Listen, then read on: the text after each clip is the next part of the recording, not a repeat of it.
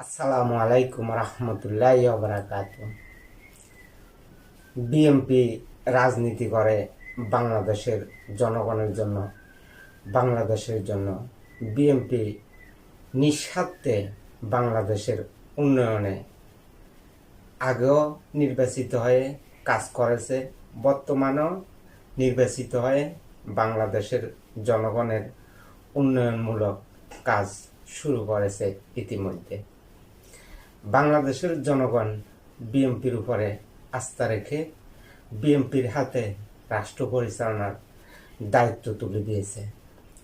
বাংলাদেশের জনগণ বিএনপির মনোনীত প্রার্থীদেরকে ধানের শীষ মার্কা ভোট দিয়ে নির্বাচিত করে রাষ্ট্র পরিচালনার দায়িত্ব তুলে দিয়েছেন বিএনপির চেয়ারম্যান বর্তমান প্রধানমন্ত্রী তারেক রহমানের হাতে।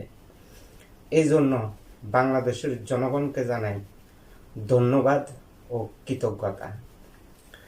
জামাতে ইসলামী নির্বাচনের আগে বিএনপির নামে দিনরাত 24 ঘন্টা মিথ্যা, বানোয়াট, ভিত্তিহীন অপপ্রচার করেছিল। বাংলাদেশের জনগণের মধ্যে বিভ্রান্তি সৃষ্টি করার অপচেষ্টা চালিয়েছিল।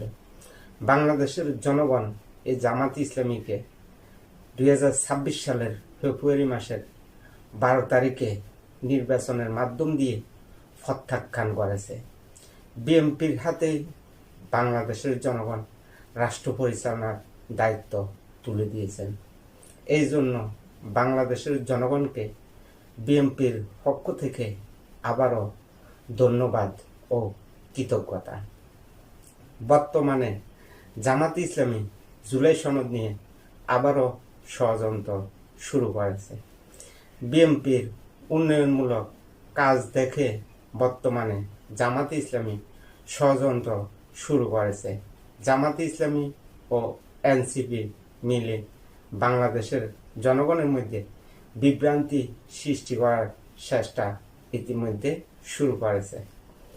বাংলাদেশের জনগণ বিএনপির উপরে আস্থা রেখে বিএনপির হাতে রাষ্ট্র পরিচালনার দায়িত্ব তুলে দিয়েছে।